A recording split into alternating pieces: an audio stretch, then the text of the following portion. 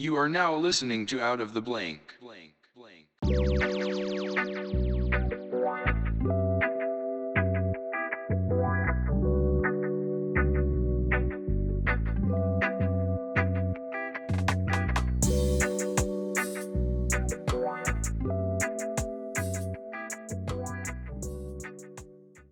Welcome to another episode of Out of the Blank podcast. I'm here with David Herdan.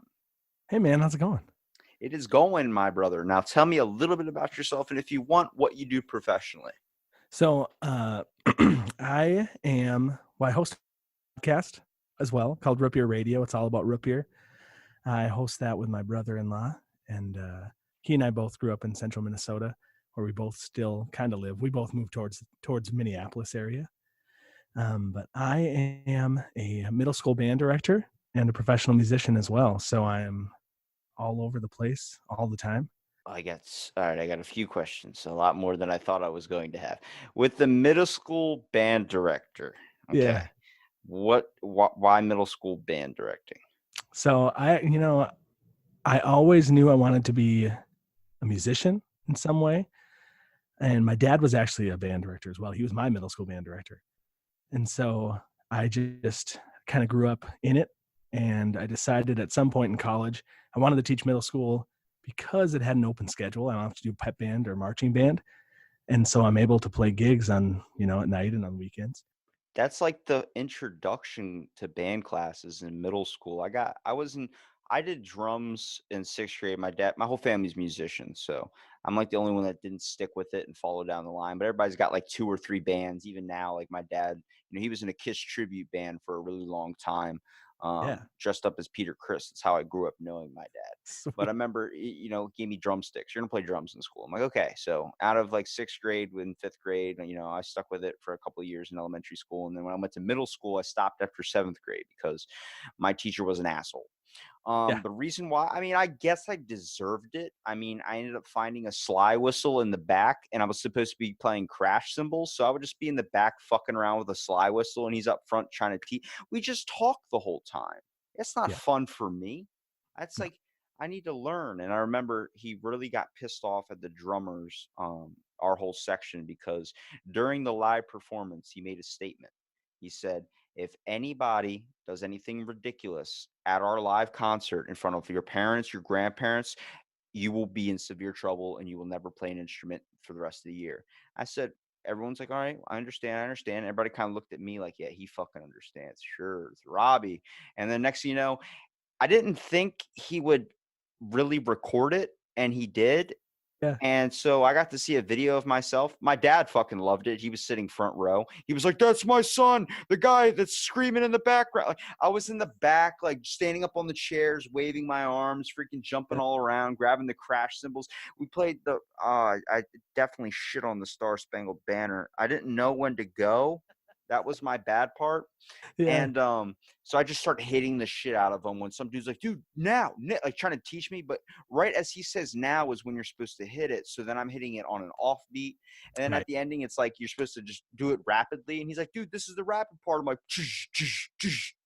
and my dad's just like in awe and loving it. Like, this is the best thing ever. He loved it. And my whole family, I made the crowd laugh, man.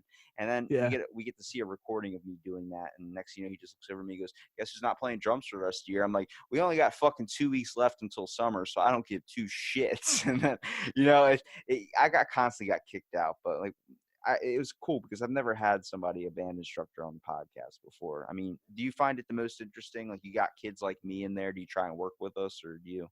Absolutely, man. Like, because I was that kid too. Music came really easily to me, and so I was super bored. Like, that was it. I was bored. So I, like, from day one, like you said, teachers always talking. I learned that right away. You can't talk. You got to play. Constantly playing. Constantly get the kids playing because they're not otherwise playing throughout the day, right? So got to keep it interested. And like I would just screw around all the time. My dad would even tell you, man, in rehearsals with him, even I would push his buttons even further than another teacher because he's my dad. Yeah, and it's crazy because like that band teaching should have literally been either gossip of what's going on in the world today. He was a big guy. Shout out to Mr. Mundrick. You're an asshole, just saying. But he would just sit there like he's sitting there talking about McDonald's, talking about good foods, talking about this, talking about what's going on in the world today. Like, did you hear Katy Perry's album or something? I'm like, when are we going to learn music? I ended up getting fed up with it. And then, like, next thing you know, he would have a day where he came in, he wanted to be all serious and he wanted to be like, all right, we're going to play this. And then when we didn't practice and we didn't have it, I didn't know how to read music that well. So he's like, this is this, this is that. And then he'd come up like, God, you're useless. And then he would try and play. I'm like, man, I was like, can I just get on that bass drum? Because I know I can hit that thing like maybe 5 times and that's the whole song. And like, let's pull out the kazoos and shit, But like, he would get so angry and come in and his face would get all flustered red. I'm like, that's not how you teach kids, man. We learn from doing. Like my one 6th grade band teacher, her name is Miss Newman. She knew my dad and everything, and she would do after school lessons on her own time, take an hour and a half at the end of the day for the drummers to stay. She pulled out cherry cokes, and we'd just be playing drums and talking and learning about music as well, but really practicing it and getting to know it. Where, I went to middle school is completely different. You saw someone didn't give 2 shits. Yeah, absolutely, man. I mean, you have your students that are going to be bad. You have your students that are going to be good. But the fun is whatever you make it and how you craft it to your own curriculum. Just by talking to you and kind of like we're doing video and stuff, I can see you're a good guy and easy to talk to. You can be serious at times, but at the same time, you're not going to let me control the class. You want to work with me rather than against me. That's my daughter, by the way. She sounds nice. Yeah, she's great. It's my wife. So my wife's a nurse right now, or she is she's a nurse, and right now, it's crazy. She's got to go to work. You can't get root beer at the store because of what's going on. Oh, I know. It's crazy. Why root beer? Why root beer? It's good. So I actually don't drink because both my grandpas were alcoholics, and so my parents never drank. So I never drank, and it was never a thing in my life. And I saw a couple people in my life in college and high school just kind of just throw stuff away, because they would just, I don't know, man, it was crazy. So I got super into. She's going off back there. Sounds like she's trying to get into that chorus class. Hey, go get it. Bring it here. I love these moments in the podcast. I like keeping them in there because it shows like you're it's real. It's conversation. It's like someone coughs or someone sneezes. I'm keeping that in. Yeah, absolutely, man. And like right now I'm working from home and her daycare's closed. They're on spring break, but who knows if I even want to send her to daycare. So this is going to be my life, teaching band lessons over the internet with this constant. Well, it's I mean, at least some kids like it, back in my day, it was like 2 weeks off of school was the most we've ever had because we had a giant snow day. Yeah, absolutely. Yeah. But so root beer. Yeah, root beer. I get it, the IBC factor, right? Sure. The whole bottles and it looks like beer if you don't drink. Yep. And so like as a kid, that was like the cool thing, right? And that's kind of how I got hooked, was that IBC. And here in Minnesota, we've got this root beer called 1919 root beer. And it's so good, man. It's my favorite. It's hands down. I've had like over 200 root beers and it's my favorite still. There's a soda company called Balls, literally BAWLS or Z or something. They're very expensive, but they make a banging root beer. They do. Their root beer is super good, man. And like we had always seen Balls when we were in high school because it came out as that energy drink, right, in the blue bottle. And so it was always kind of funny. And then we saw this root beer. They make a root beer. And we're like, oh, this cannot be great. So we actually had it on an episode that we call Root Beer Flavored Things. And we're super surprised by it. I would absolutely have it again. So what do you talk about on the Root Beer Radio? Do you talk about the history behind it, or you just talk about anything root beer? Yeah, we talked about the history on one episode. We talk about a lot of things like carbonation, different bottling and containers, different ways to carbonate the root beer, interview people within the root beer scene. What would you call your most memorable thing when I say root beer? Everybody's got something that immediately their brain goes to that. For me, it's like my dad loved bottle caps. And I could never tell between root beer and the Coke ones. But he was like, if you could save me all your root beer bottle caps because they're the only ones I like. So I would put them all in a bag. And I mean, I'd be at my grandparents' house when we go to the movies. So I would take all of them and I would hold them for weeks. And then I'd finally see him. I got you a giant bag of root beer bottle caps. He's like, holy shit, this is awesome. And then he would tell me afterwards, after like, 3 or 4 of them were Coke flavored. And I was like, I can't fucking tell. They're the same shade. Yeah. I think for me, man, it's a frosty mug of root beer. That's what it comes down to, and that's just what like I remember as a kid.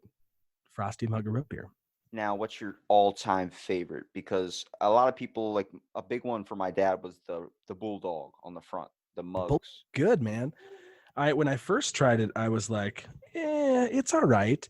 But then like I went back to it years later and actually was like, oh yeah, there's some depth to this, man. It's good. Well, people talk about A&W is pretty good, and I'm like, dude, my all-time favorite is Birch. That Birch root beer, like it comes in like the bear has the red barrel on the front. That one's it's expensive, but it's good. Yeah. Yeah. 1919, like I said, man, it's really only available in like Minnesota, Wisconsin, Iowa, and the Dakotas, just because it's out of Minnesota. But they only sell it on tap or in these pony kegs. So it's just like the mystique about it. You can't get it anywhere. I mean, it's just nothing better like that foam on the top. Like it's the one thing. It seems like it'd be since it's super like kind of carbonated a little bit that it would be like hard to get down, but it's so smooth. It's like another one like Walmart has a good brand called Great Value root beer, and that one's really good. But their cream soda is the bomb, dude. And then freaking what do you like? I drink 2 liters of those things because they're so easy to drink. They're not even like normal soda. It's just so smooth. But what is it? A&W released cream soda version of it. I was like, oh shit, like this is the best thing I've had in a long time. Man, super solid. Yeah, A&W from the restaurants is legit. And they let you buy it in like gallon eggs. And you never have to worry if like we only do Pepsi products. It's like, do you do root beer? Everyone does root beer. Right. Yeah, but I try to stay away from like the stuff in just like a pop machine, Stay away from the high fructose corn syrup. That's my deal. What's your worst root beer you would have to say in your opinion from trying so many? We always talk about Bundaberg. It's this root beer from Australia. It's like an old world style root beer. It like is super fruity and doesn't really taste anything like root beer. Comes in a pretty sweet bottle, but we always make fun of it because it's just the I think word. my worst I've ever really tasted root beer wise is they have one called Seagram's, which is supposed to be like a healthy, like stevia version of root beer. Yeah. It is so god awful, and it's like $4 a can for just one can. I'm like, I could get the maybe worse for me stuff, but it tastes Right. a lot better. I want to enjoy a root beer, not freaking care about where my health's at. Yeah, they have like the Zima or something too. They have a root beer that's gross. I do think, like for root beer, for instance, it's the IBCs, man. I love those because I love the bottle look. If someone comes in like, what are you drinking? It's like I'm drinking, this, and they're like, is that a beer? Like, no, it's root beer. It's like, oh, you little kid, and try to pull you over underage drinking. Dude, all the time. I always get like funny looks when I'm like, oh, you guys have root beer? Root beer? What are you talking about? Well, what have you learned the most through podcasting about root beer, or just talking about like what's a historical thing or person you've talked to, a certain experience? That's a good question. You want your puppy blanket? I know. Life's tough, man. What we so there was there was this lawsuit that came up in the news. I don't know if you heard about it, but there was this root beer company called Thunder Beast, and Thunder Beast is out of Washington D.C. and Monster Energy opened up a lawsuit against them, trying to sue them for copyright infringement because their name was Thunder Beast, and the name, Monster's slogan is like "Release the Beast" or something, right?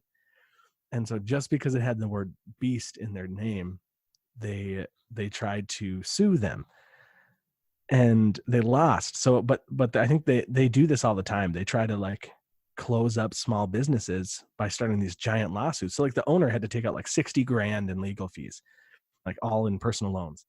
And I think the idea is that Monster like knows they're going to lose these lawsuits, but they open them anyways to try to bankrupt these smaller companies to keep them away from like Beast. It's monopolizing the market. It's the same thing like Netflix closed down every blockbuster basically. I think there's like one left in Alaska, but there was actually a thing that happened too.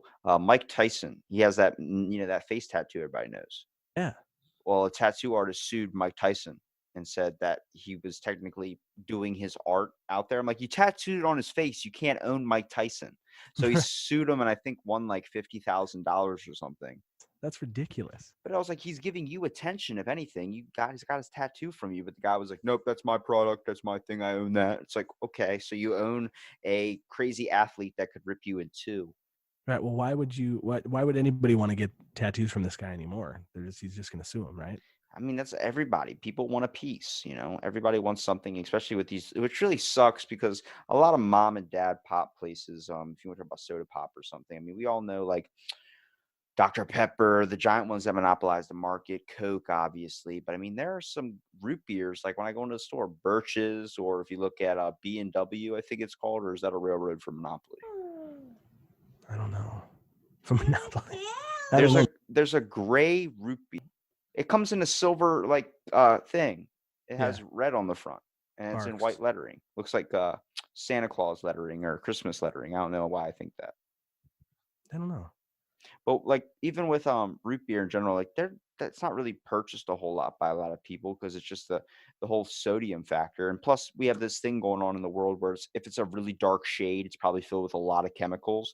And I'm like, there's definitely natural root beer and other versions of it that aren't as bad as like Mountain Dew or something like that, a major monopolizer. That's just because it's so clear to look at. Like it's yellow. So we're like, oh, it's not as bad as a Coke. It's like it could be 10 times worse. Right, for sure.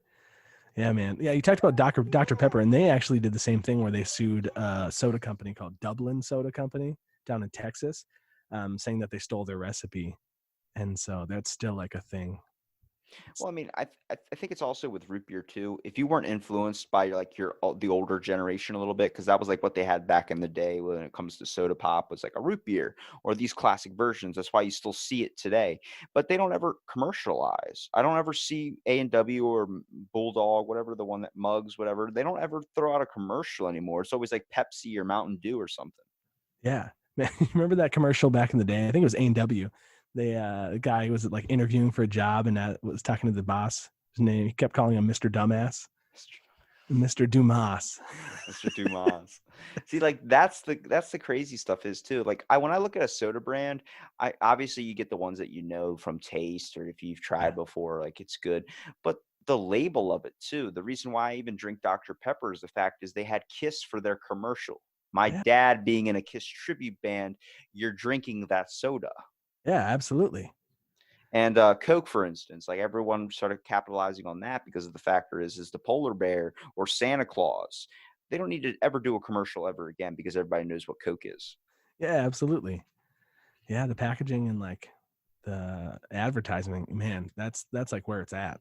But like even with Muggs root beer, like the packaging on that one is more like it's the mascot, the guy they have on the front. It really encapsulates people's attention. I mean, if you're doing advertising marketing or something, it's when you're walking by a store and you're looking at all the options and stuff and you see something that really catches your attention and pulls you out of it. That's why Mountain Dew has like glass breaking on the can of it or something. So you're like, holy crap, it really catches my eye. Yeah, absolutely. Have you tried anything else besides just root beer, like the drink? Have you tried it in a different form? Well, what do you mean? Like, well, they got root beer gum.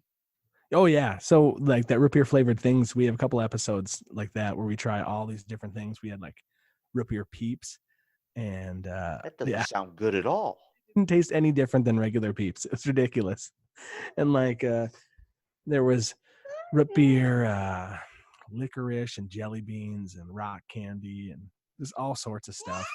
One thing I'm really excited about trying on the next root beer flavored things episode is this this additive you put to gas that makes your exhaust smell like root beer. What? Like it's a thing. People are gonna be passing out left and right, just huffing fumes. I'm smelling root beer. It's like you're giving yourself a brain aneurysm. No, it's ridiculous. So I'm excited to try that and to put it in like my snowblower or something. I want to figure out who made a root beer float, like decided to throw that into ice cream. You can get that at Chick-fil-A. It's one of their secret menu items. Yeah. Yeah. We're going to do some episodes on root beer floats coming up this summer, but there's a guy in Illinois that claims to have created the Black Cow, which is like a root beer float with like chocolate syrup. Huh. Yeah, and then there's like a brown or like in chocolate milk. There's a brown cow. There's a couple different like variations on it, but yeah. What do you typically try and pair root beer with? Like, what's your perfect root? Uh, Like, some what do you typically prefer a root beer with? Like for me, if I'm eating Mexican food, I'm probably not having a root beer. But if I'm enjoying like a hot dog or a burger, something straight American, I want a root beer. yeah, man. If I'm having like Mexican, I'm going with a cherry Coke, hands down. That's Cherry with grenadine. That was my childhood. But if I'm gonna have a root beer, I'm probably gonna pair it with like pizza. pizza, a root beer. That's you know what? Every time I went to a Pizza Hut after like a soccer game or something, it was definitely you're picking a root beer as your drink. Yeah, absolutely. Yeah, pizza. I love kind of when you look at like why people do like, there's food reviewers, there's all these types of people that give like ratings or reviews on certain items of food. I love the nostalgia that links behind it because any meal, anything can link you back to a certain point, good or bad. Right. Absolutely. Yeah. That's kind of like music too, right? Yeah, You see, like song. Bob Marley, like, when music hits you, you feel no pain. It's like it's a song can hit you at a certain moment or a certain time period or just a certain part of the day where it's like it hits the emotional connection with you. Like that's what the one thing I love about music. Like if I'm having a rough day or something and filled with teenage angst or something, I could be listening to Green Day. I could listen to like, Black Eyed Peas if I really want to go a party on the town here, pump it up or something. Yeah. Yeah. Yeah, man. I think that like root beer and music are have like a lot of parallels in that way, which is probably why I don't know. I'm drawn to both of those. What would you typically think that you're going to be doing with the podcast? Like how long are your typical episodes? They really depend. We've had some that are as short as like 10, 15 minutes, but then most of them are about an hour or so, which I'd like to try to cut them back a little bit because it's hard to, have people focus on root beer for an hour at a time. Yeah, how do you even come up with so much content to produce for root beer? Yeah, we do a lot of like searching. And so my brother-in-law Matt, he and I went to high school and middle school together, and then he married my twin sister. So it's kind of cool that we're like friends, and then now we're brothers. But he used to work at a winery, so he would make wine. He has a degree in horticulture and winemaking, and so that was his background. He's been a home brewer for 10 years at this point, and so he has all the equipment too. And so we talk a lot about like the brewing side of it, and we make our own root beer and like try to figure out what the best combinations of flavors and everything are going to be. So that helps put a lot of content out there. But How do you make root beer? Like what's the process of doing that? it's just like making a tea. You steep a bunch of roots and barks and leaves in boiling water, and then you put sugar in it and carbonate it. What types of things have you tried experimenting with your own root beer? You have a name for it, or is it just kind of Not yet. templated root beer? We want to come up with a bunch of different different recipes because they all taste different, right? You try besides the big box root beers like Mug A&W, those obviously do taste different. But once you get into the craft root beer scene, like everything tastes completely different from each other. It's awesome. So we want to come up with a couple of different recipes that we've been working on, but a lot of them have like sassafras, sarsaparilla, licorice root, and cherry bark. Wintergreen is a big one. How do you typically try and correlate your root beer with something like root beer? Like you said, sarsaparilla. I Yeah. don't know what that is, but every time I hear that word, I think of a cowboy. Yeah, absolutely. So sarsaparilla is like it's like a root beer, but it only has one flavor in it, and that's sarsaparilla root.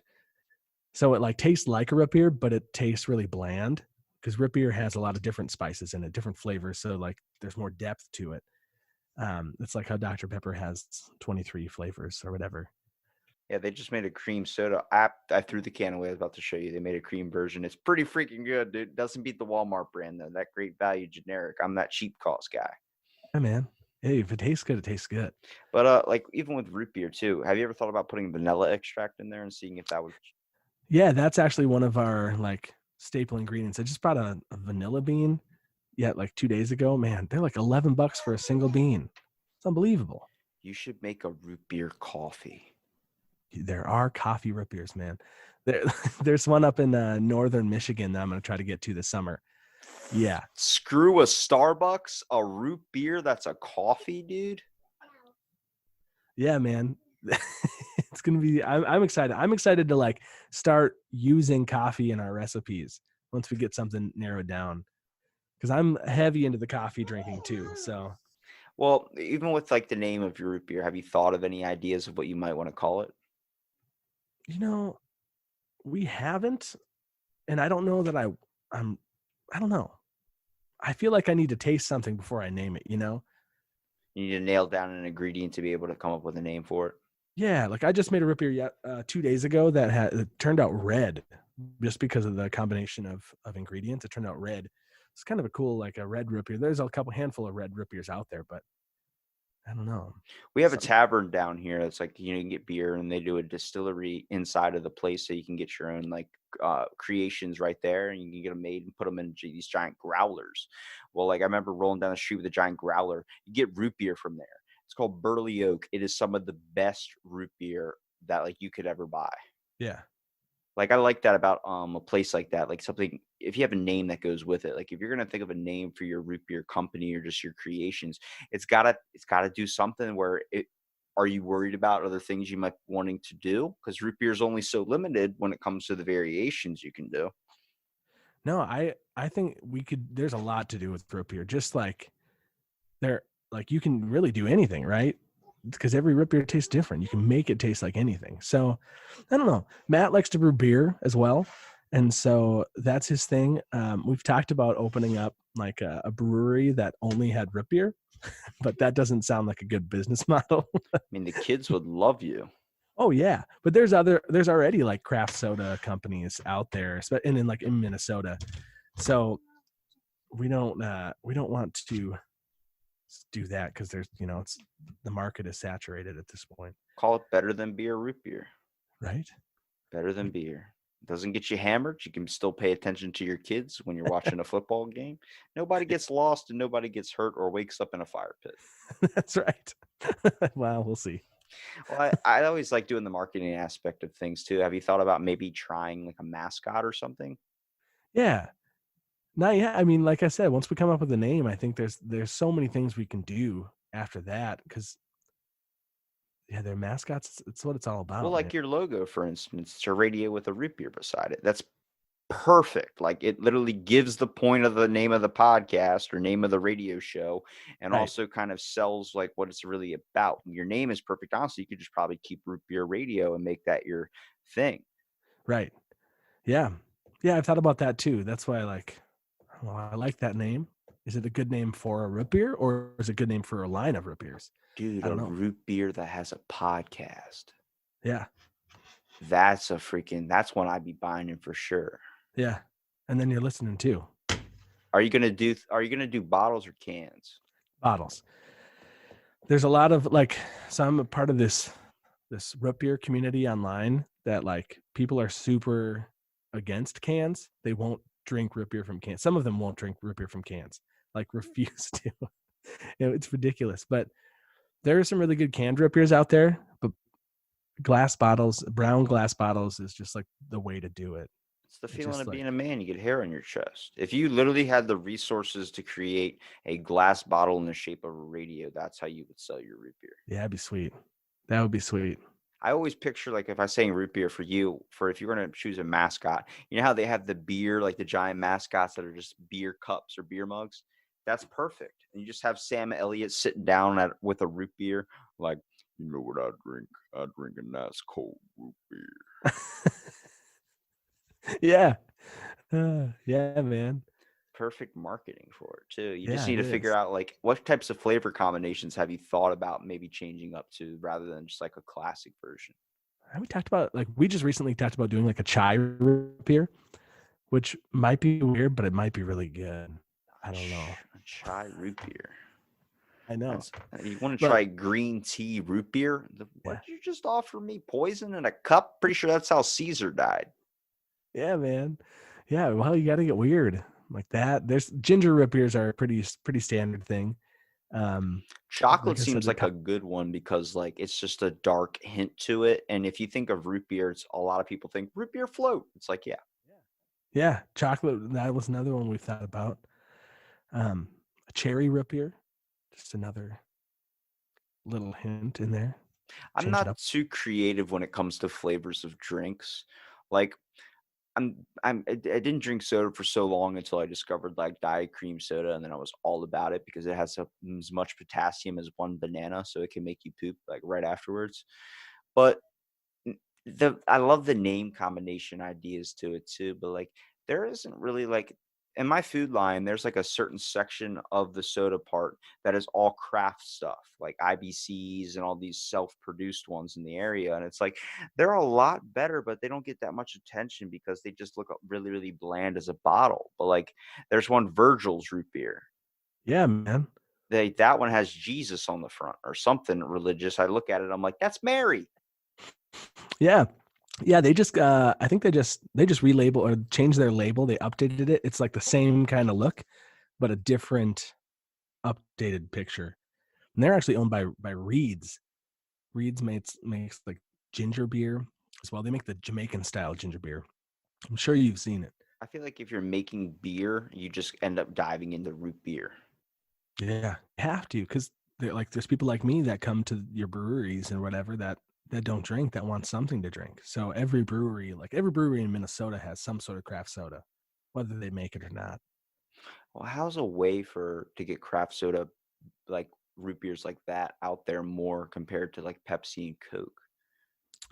So we have a soda shop in Minnesota. It's called Blue Sun Soda Shop. It's like apparently the largest soda selection in the world, I think, in one place. It's crazy. It's like ridiculous. They have like a whole wall of root beers, and there's places all over the country like KC Soda Shop. We have this place. It's a big yellow barn. It's called Jim's Apple Farm. It's only open in the summers and the like fall and into the spring. But they have this ridiculous root beer selection as well, like well over 100 root beers. And so those are the places that we go to get them. Otherwise, there's websites that you can buy root beer from online. And Yeah, but if you order off like Ball's website or something, it's like you can't buy a single drink.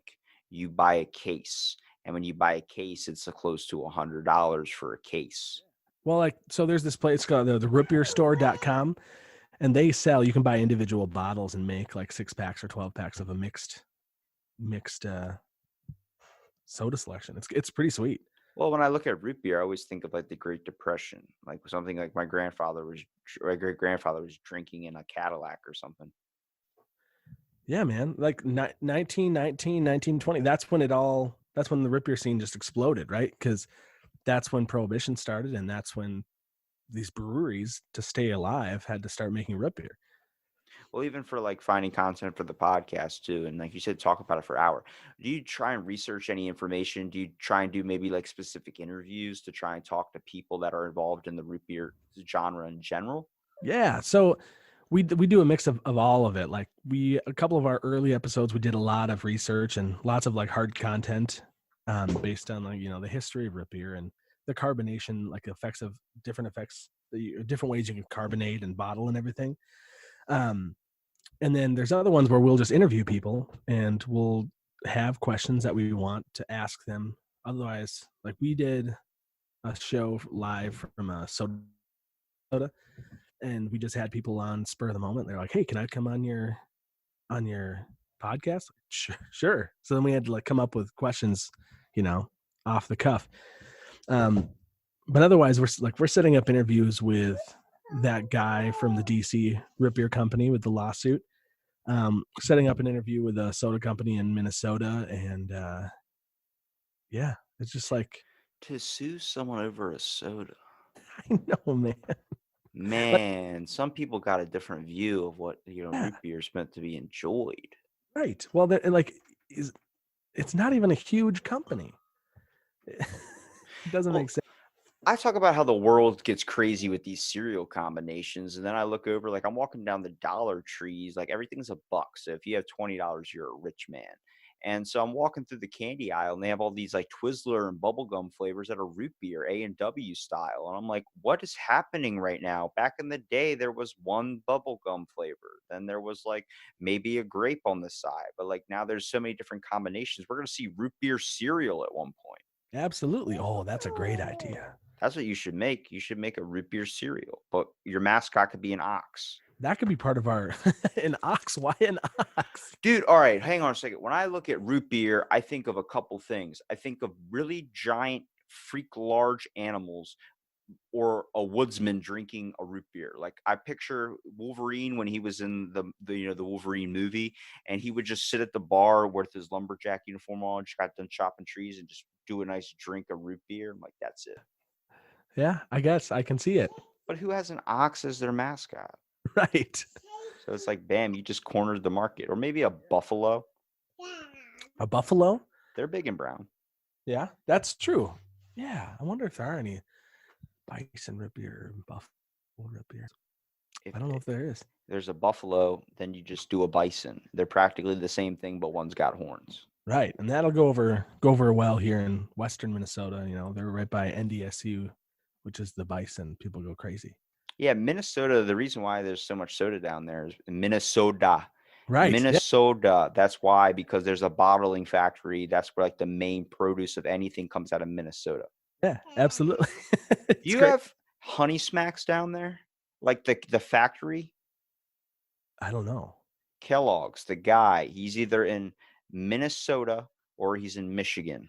Kellogg's is from Minnesota. Okay, I emailed that guy to sponsor my podcast and he said no. So I'm going to take a trip. I'm going to have to stay at your house for a couple nights because I'm going to have a talk with this guy because I got salmonella over Honey Smacks and they don't want to sponsor me. How dare they? Yeah. Oh, that's no good, man. Hey, look, you spend $5 on a box of cereal. You're eating every last bite of that cereal, no matter how sick you get. Yeah. Oh, that's great. It's the same thing with root beer. Like when I look at there, like I'm going to buy maybe a 12 pack. I'm like, I can get the good cream soda for $2.17, Walmart style. Then I look over and see A&W. Then I see Birch beer, and I'm like, $5 for a 12 pack? Yeah.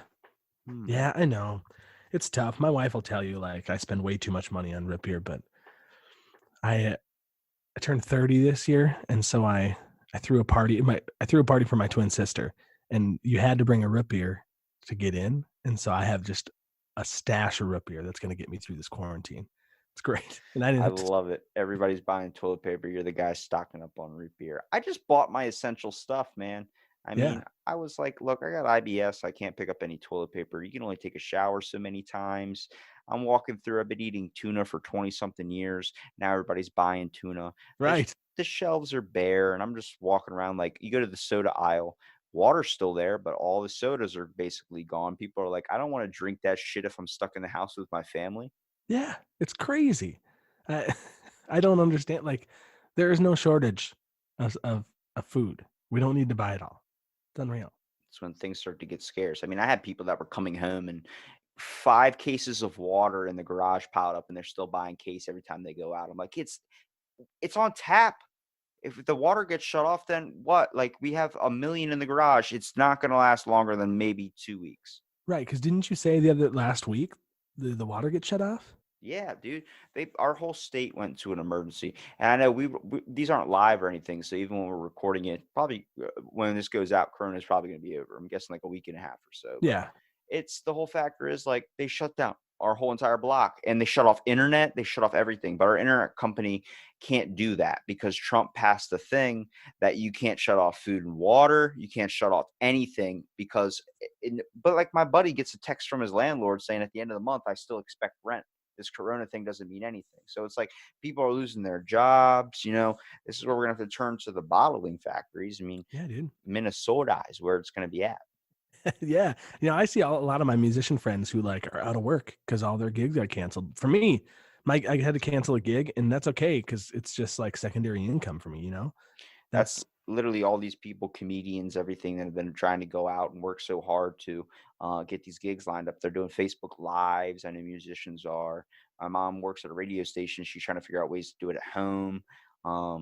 It's definitely difficult, like shutting down everything, but then you're leaving a lot of the essential stuff open to where people are going to get contaminated. Like you pick up a root beer, you're sick. Next thing you know, you put it back because you don't want to buy it. You have a second thought. Someone else picks up that root beer, you just spread it. Right. Exactly. It's crazy. But I don't see diseases being spread over root beer. I feel like that would definitely cure like any type of STD you have. Yeah, I've been really like holding back, and I wanted to say that root beer cures this pandemic, but I don't want to open up that can. Then I look at like the prices of sodas, and I'm like, 217's easy for a cream soda, but I tear through a 12 pack because it's so like it doesn't have a lot of the artificial flavoring to it, so it doesn't have a lot of the carbonation either. So you can drink it really, really quickly. But a root beer might cost more, but it lasts longer. Yeah, yeah, You got to sip that because you get the bubblies in your tummy, and you're like, I don't want to go any farther than this. yeah, absolutely. Yeah, I'd there's definitely like I've noticed for myself that there are some like slow sippers when it comes to root beer. One you can't like just down, right? Is that the craft ones? I would say because Yeah. I can kill a mug so quickly. Oh yeah, absolutely. Yeah, some of the craft ones that like you really want to try to figure out what they are, what do they taste like, and if you drink them too fast, I don't know, it doesn't give it the justice that it deserves. Would you call that like a road snack if you were on the road for a while? Would you get a root beer as your drink? No, because when I'm on the road, I need caffeine, so I'm always gonna get coffee. Like that's my go-to when I'm on the road is root beer. Or Okay, you're gonna think this is really, really weird, but I started doing this at my work. So they have a soda machine right next to the coffee thing.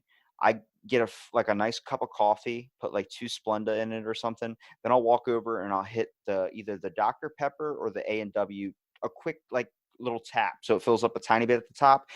I don't know what it is, dude. It's like a float. It's so smooth and foamy when it goes in. interesting. I know that's going to be a weird combination for people, which brings up I have to ask this question. I usually ask it. Yeah, Ketchup on the eggs, yay or nay? I've done it when I was younger, but I'm gonna say no. Thank you. I love you for that. Yeah, you have to try stuff when you're younger. No, not me. I see my dad put ketchup on the eggs, and I'm like, "You're a sick son of a bitch." He's like, "What? We're from Baltimore. This is what happens." I'm like, "I'm from Ocean City, Maryland, born and raised. You're from Baltimore, and you disgust me." Yeah, that is weird. But hot sauce is okay. But Yeah, I have see now that I'm older, I look at like back in the day, what was the one thing you thought was weird at your lunch table that some kid would do or people would do? hmm. Ranch on pizza or something? No, because that in Minnesota, that's just like the go-to. You Uh, gotta dip your pizza in ranch. See, that was weird for me. I understood hot sauce, and then I look at um strawberry milk. That curdled my stomach watching somebody drink that. And like my buddy would always say, like, can't believe there's so many free strawberry milks up there. Nobody wants them. I'm like, because it's disgusting. And Man, I then kind of into that. now that I'm older, I'm like, maybe a strawberry milk would be pretty tasty, but I just don't see it. The chocolate was always the way to go. There's some root beer milks out there right now, and I've gotten. I'm just going fucking nuts where you're saying root beer milk. I'm like, it makes me think of the scene from The Ranch where he's like, almond milk. Show me the tit on an almond.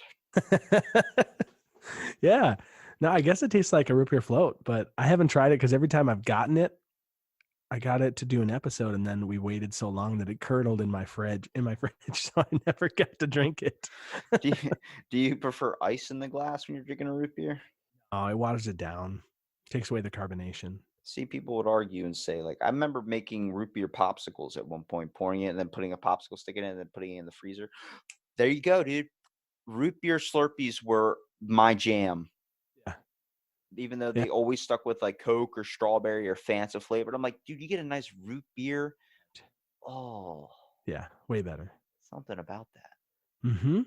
See, Man. man, everybody's got something with root beer that, like, if they enjoy it, there's something from their childhood that they remember, something growing up. Yeah, all right. So toss me one of your childhood memories here. I was just going to like a pizza place and getting root You beer got on. to give me a specific moment. I remember making a root beer Slurpee at my buddy's house. We left. What happened was we had root beer. We poured it into a little cup. We left it outside, and it snowed that night. Next Yeah, thing you know, we came out, and we went to go. We used to piss behind his half pipe all the time right, because it was like right. the one place in the yard no one could see your dick out or something. Yeah, And it froze over and made a Slurpee. I remember drinking it. I was like, "Whoa, bro, it's a Slurpee!" And then we figured out throwing them in the freezer works. yeah. All right. So I remember I was hanging out with my best friend Kyle. Kyle now lives in like North Carolina, but What's up, Kyle? yeah, that's right. Hopefully he's listening. He and I would hang out and we would get this local pizza place called Gary's Pizza. And this is like we're in elementary school. So Gary's Pizza is local to St. Joe, Minnesota. It's so good, man. It's unreal.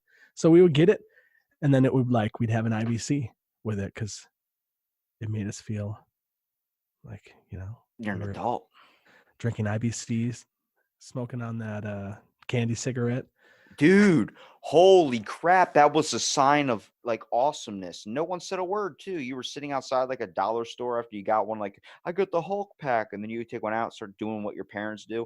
Nobody said a word. If you do that now, people are going to ask questions. People are going to call child protection agencies. And like, Yeah, so that was like I remember that in my kitchen, in my parents' kitchen, eating Gary's Pizza, drinking some IBC. Yeah.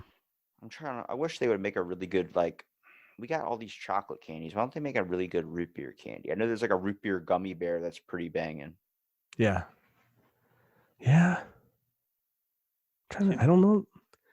too many flavors when it comes to root beer. Yeah.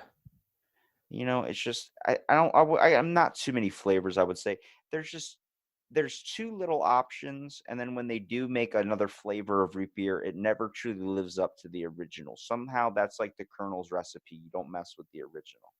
Right. People want what the original brand is. Yeah. And you're trying to make soda healthy by putting stevia in it. It's like, what are you doing?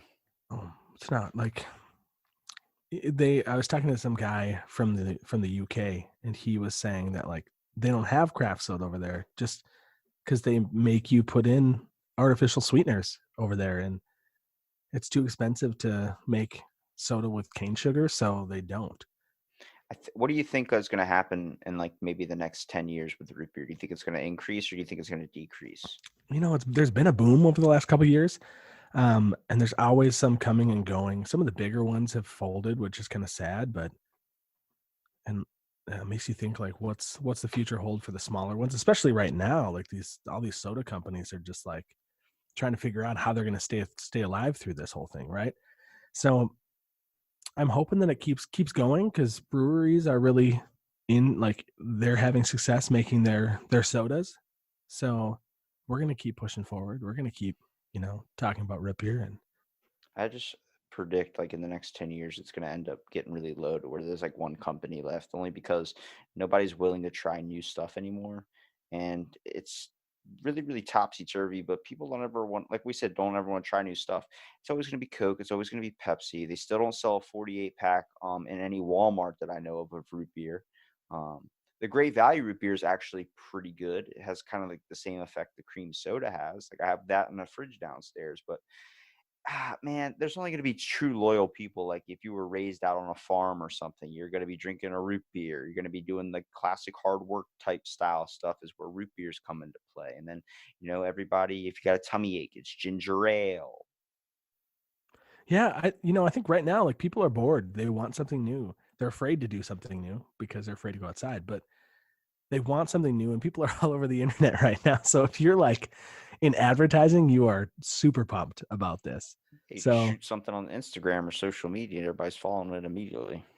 because what else are people doing? Everybody's on their phone constantly, it seems. Yeah. So I don't know. Maybe people want to try new craft sodas. Maybe that's It's like moon shoes. We need to bring it back. moon shoes. You don't remember moon shoes? What? Explain them. They were like boots on your feet. They strapped you in, and they would be like a trampoline. So every step you took, you bounced a little bit. That's right. Yeah, those. Okay. I'll never forget my parents complaining that I was scraping up the floor because I was just jumping around in the kitchen with these giant metal boots on, scraping up, making black marks and shit. Take it outside. It's like, they don't work outside. Yeah, we always had those roller skates that you could strap onto your feet. Yeah, there used to be roller rinks back in the day. That's when you enjoyed a nice root beer float. You would like get into. Okay, so I've recently found on Instagram there's a giant competition or hashtag of derbies. And when you look up the hashtag derby, they're roller rink derbies. There are women wearing pads beating the living shit out of each other on rollerblades. I'm like, we need this on television. Screw freaking football right now. This is what's going on in the world. Yeah, man. Do you remember that show Rock of Love with Bret Michaels? I don't. So it was this show, like a dating show, where all the 20 women were like trying to date Bret Michaels and like be the one. It's like The Bachelor, but for Bret Michaels of Poison. It's so bad, man. It aired in like 2008 or something. And my wife and I were rewatching them recently because they were our favorite show back in high school and college. And they had an episode where there was like this baby. It was a fake baby, one of those ones like from high school where you have to take care of it, and then it like takes readings of everything that like happened to it if you drop it or something. And they had this baby dressed up as Bret Michaels, and they had to like skate around a roller rink, and they were being chased by derby girls who would like beat the crap out of this baby and like tear the head off. Back when TV was so good, like I remember staying up to watch the next episode of Fear Factor and all those types of things. Yeah, Now it's like we're trying to wait till the next Sunday of The Walking Dead. Now everybody's just like, fuck it, I'm gonna watch it on Netflix. yes, absolutely. Yeah.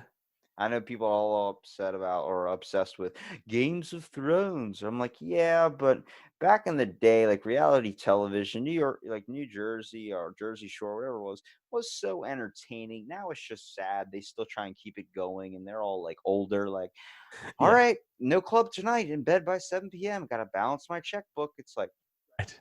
Yep. once ripped your shirt off and shoved a pickle in somebody's eye. Yeah, that was the best, man. It's like the same thing you're watching. People are watching the Super Bowl. I was watching the Puppy Bowl. It's like, this is way more entertaining. More entertaining. Well, I really appreciate you, David, coming out and doing the podcast, man. I kind of want to give you here a minute at the end, be able to promote the root beer, promote anything you want to promote, hopefully a company with an ox as a mascot. Yeah. Yeah. Well, we're going to keep going through this whole thing. We're, keep putting out episodes about root beer. I've got one that I'm ready to release in the next couple of days. And we're going to go live once this whole thing settles down from a couple different soda stores. So I got a great flavor I want you to create for me.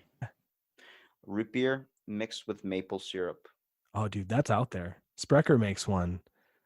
And so does Lakefront Brewing Company. How about a root beer and a coconut mix? Oh, man, I don't know. Dude, I'm telling you. Coconut root beer. Try like a nice coconut cream or a nice coconut, like maybe some shavings, or just put a coconut like you would do for like a drink it out of the coconut. Let it soak up with the coconut milk, for instance. Island root beer. Yeah. And you can call it. I'll think about it. I'll try it. Better dabble in the devil's ideas, boy. Yeah. You play ball here. This is how the show goes. Yeah. Well, yeah, man. If people want to follow us, find us on Facebook, Instagram, Twitter at Root Beer Radio. Email us at Root Beer Radio, Gmail. Maybe send in your root beer stories. I know some of y'all have them out there. I've seen bench warmers, every Pizza Hut thing. I saw it. Yeah, absolutely. Well, thank you so much for listening to this episode Out of the Blank podcast, and stay tuned for our next episode.